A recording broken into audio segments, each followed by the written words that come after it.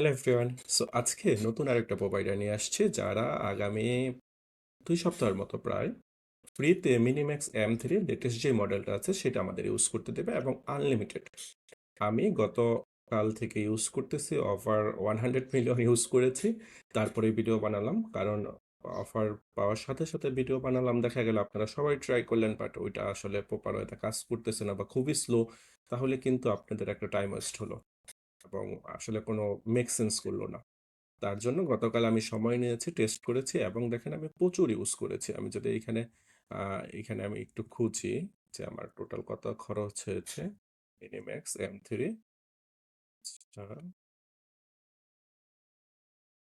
এই যে টোকেন রাউটারের থ্রুতে, তাহলে 107 মিলিয়ন রাইট নাও ইউজ হচ্ছে।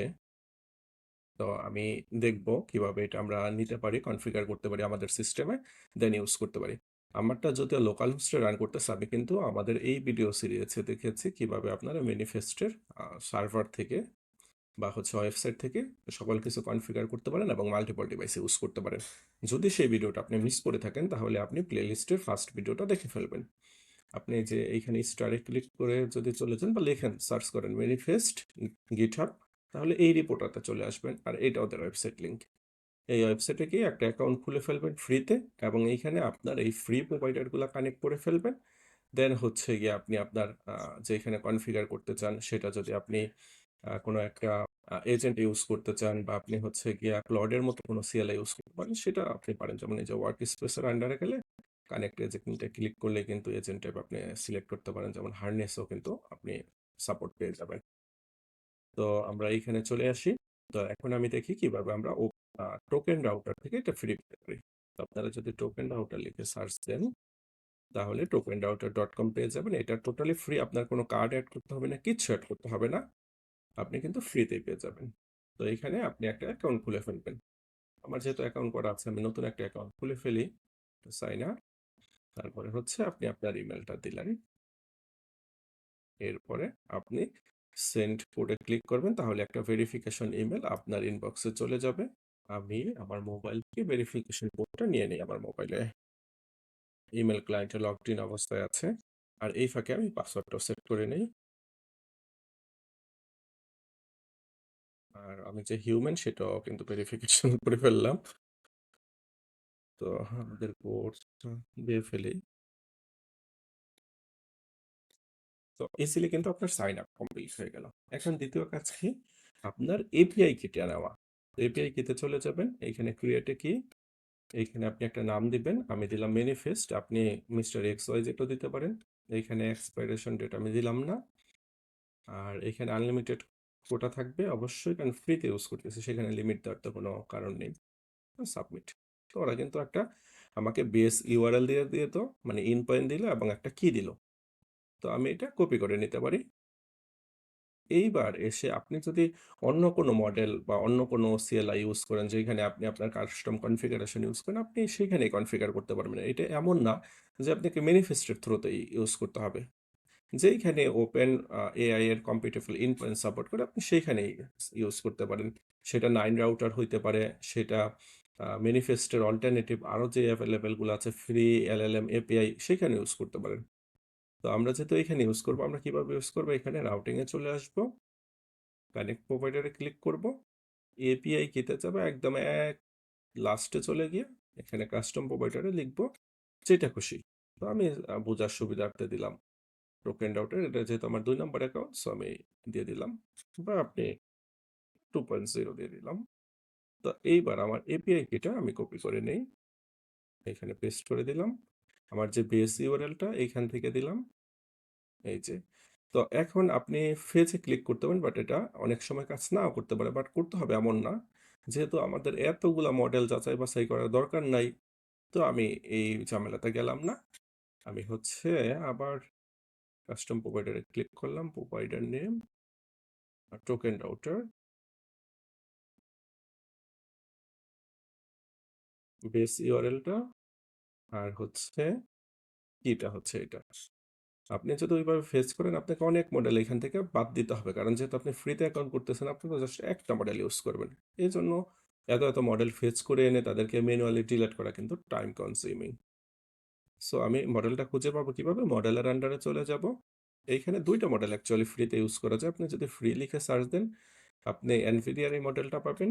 আর আমাদের যে Minimax M3 আছে, আপনি সেটাও এখানে পেয়ে যাবেন। সেইখানে প্রাইস লো থেকে হাই দিতে পারেন, ডিরেক্ট সার্চ করতে পারেন, একটু স্ক্রল করতে পারেন। আমি একদম লো থেকে হাই দিলাম। এই যে দেখেন চলে আসছে। আমাদের এখানে দরকার এই মডেলের নামটা। ক্লিক করি। মডেলের নাম হচ্ছে এইটাই। এটার প্রাইস ইনপুট 0, আউটপুট 0, তার মানে ফ্রিতে ইউজ করতে পারতেছি। আর আরেকটা যেহেতু আমরা দেখেছিলাম, ওইটা আমাদের আপাতত ফ্রিতেই দিচ্ছে। এই যে NVIDIA এর এই মডেলটা, আপনি যদি এটা ইউজ করতে চান, এটা কপি করবেন। এটার দেখেন মডেল নেমটা কিন্তু অনেক লম্বা। এখানে এড করতে পারেন 0, 0, বা আপনি এটা বাদও রাখতে পারেন। আমি জাস্ট বোঝার সুবিধার্থে এড করে ফেললাম। কানেক্ট। তাহলে এই যে এটা কিন্তু কানেক্ট হয়ে গেল। এখন আমি আইসা এই যে রাউটারিং এ, এটা আপনি এই রাউটিং ও যদি না বোঝেন, আমাদের প্লেলিস্টের জাস্ট এই ভিডিওর আগের ভিডিওটা দেখে ফেলবেন। তাহলে আপনি কিভাবে কমপ্লেক্স রাউটিং সেট আপ করবেন সেইটা আপনি শিখতে পারবেন। এটার মানে হলো আপনি কাজের ধরন অনুযায়ী বিভিন্ন রাউটার বা মডেল সেট করে দিবেন। এখন আমার বড় কাজের জন্য বা কমপ্লেক্স কাজের জন্য বা রিজনিং এর জন্য আমার যে মডেলটা দরকার, সেটা তো আমার সিম্পল বা স্ট্যান্ডার্ড কাজের জন্য দরকার না। আপনি একটা CSS এর সাপোজ কয়েকটা লাইন চেঞ্জ করবেন, সেটার জন্য তো আপনার অপুস বা ফেবল মডেল দরকার নেই। যদি আপনি ইউজ করেন, সেক্ষেত্রে কিন্তু আপনার টোকেন এফিসিয়েন্ট হবে না। তো আমি স্ট্যান্ডার্ডে আমার নতুন যে মডেলটা আমি করলাম, ওইখান থেকে নিয়ে আসলাম টোকেন রাউটারের মিনিম্যাক্স M3টা সেট আপ করতে পারি, এটাও করতে পারি। এটা হচ্ছে আমার পুরাতন যে অ্যাকাউন্ট অলরেডি কনফিগার অবস্থায় আছে। আমি এটা যদি এখানে ক্লিক করি, যে চলে আসছে, এটারে আমি ড্র্যাগ করে উপরে দিয়ে দিলাম। আমি এইখানে, এটা তো আমার পুরাতন, আমি নতুনটা দেখেন ইয়েলো কালার, আমি নতুনটা এখানে অ্যাড করে ফেলি, তাহলে দেখি আমারটা ঠিকঠাক কাজ করতেছে কিনা। তো এটাকে ফলব্যাক হিসাবে সেকেন্ড ফলব্যাকে রাখি। রাউটার M3 মডেলটা এটাকে ফার্স্টে রাখলাম, তাহলে কিন্তু আমি কালার দেখে বুঝতে পারবো জিনিসটা ঠিকঠাক কাজ করতেছে কিনা। আর সিম্পল টেক্সট সাধারণত তেমন একটা কল হয় না, এই জন্য এটাতে আমি একদম মানে অবাঞ্ছিত ঘোষণা করে দিলাম। তো আমার জিনিসটা যে কাজ করতেছে সেটা আমি কিভাবে বুঝবো? আমি একটা প্লাগ ইনে কন্ট্রিবিউশন করব। বলেন দেখি। এইখানে আমার পড়ছে, আমি মেইন ব্রাঞ্চে আছি। আমি চাচ্ছি এই ইস্যুটা এআই দিয়ে রিসলভ করতে। তো আমি অলরেডি আরেকটা জায়গা ওপেন করেছি, এই ইস্যুটা কপি করলাম আমার ভিজুয়াল স্টুডিও কোডে। যেহেতু বিএস কোডের ক্লডের এক্সটেনশন অ্যাড করা আছে, সেহেতু আমার আর নতুন করে কিছু করা লাগতেছে না। তো এখন আমার একটা স্নিপেট আছে, যেখানে আমি হচ্ছে জাস্ট আমার কিছু রেডিমেড সিস্টেম প্রম্পট আছে, আমি শুধু আমার ইস্যুর ইউআরএলটা পাস করে দেবো, আর বাকিটা হচ্ছে গিয়ে ও ওইখান থেকে নিয়ে আসবে। তারপরে আমি এই ইস্যুটাতে স্পেসিফিক ভাবে কাজ করব। তো এইখানে আমি আমার ইউআরএলটা পাস করে দিলাম।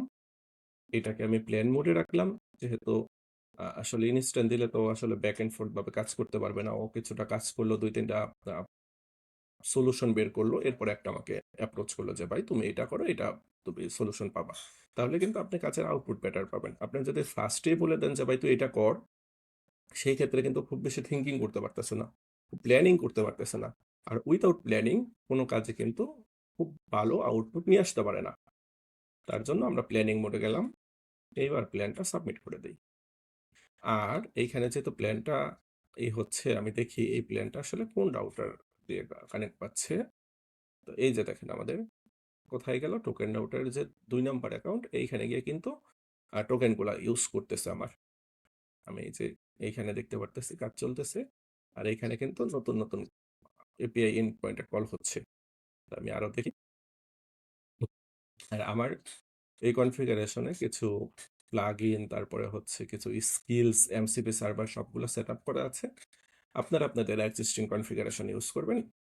এখন যেহেতু আপনি একটা জিনিস পেয়ে গেছেন, সেটা আপনি যে কোনোভাবে ইউজ করতে পারেন। সেটার জন্য কোনো একটা স্পেসিফিক ওয়ে ফলো করতে হবে, বিষয়টা এরকম না।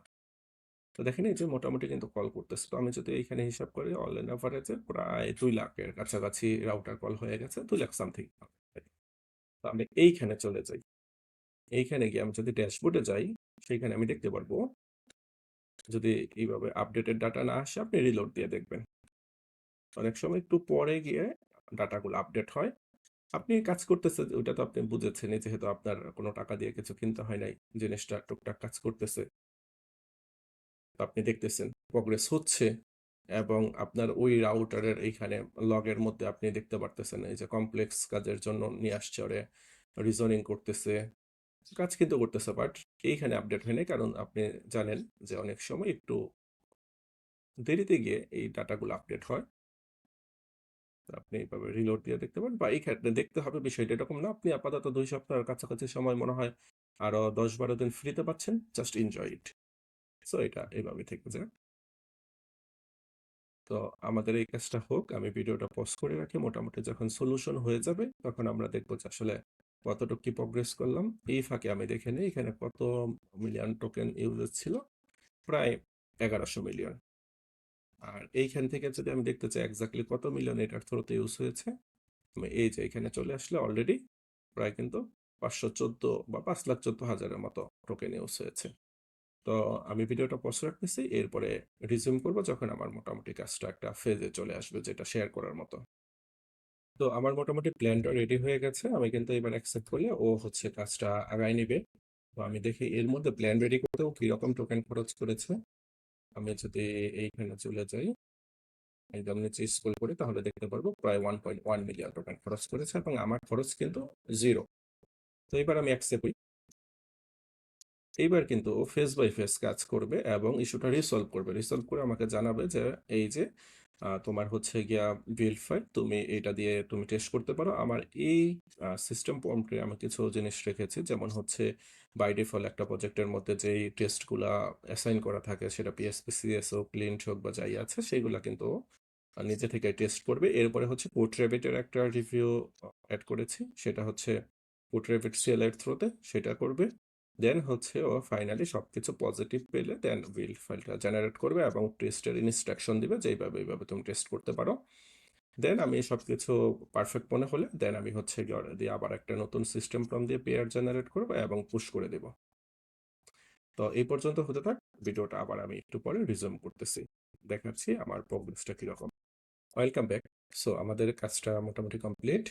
তো এখন শুধু ম্যানুয়াল টেস্টিংটা বাকি। ও কিন্তু যেই টেস্টিংগুলো আছে বাই ডিফল্ট ডিফাইন করা এবং কোড রেবিটের সকল টেস্টিং কমপ্লিট করেছে এবং টেস্টিং ইনস্ট্রাকশনস ও আমাকে দিয়ে দিয়েছে কিভাবে আমি টেস্ট করতে পারি। তো এইভাবে করে আমি কিন্তু ম্যানুয়ালি টেস্ট করি এবার আমি ওইখানে দিতে পারি। যদিও এটা আমাদের ভিডিওর পার্ট না, ভিডিওর পার্ট ছিল আমরা কত সহজে ইউজ করতে পারি। তাহলে দেখা যাচ্ছে অলমোস্ট 5 মিলিয়নের কাছাকাছি আমি ফ্রিতে টোকেন ইউজ করে ফেলেছি। আমি যদি এখানে চলে যাই এক্সাক্ট অ্যামাউন্টের জন্য তাহলে 6.5 মিলিয়ন ইউজ করেছি। ওদের ওয়েবসাইটে গেলে দেখতে পারবেন। আর এটা যেহেতু ফ্রি আছে, আমি এক্সাক্ট ডেটটা এখন মনে আসতেছে না, আমি ভিডিওর কমেন্ট সেকশনে লিখে দিব। আপনি অতদিন ফ্রিতে ইউজ করতে পারেন।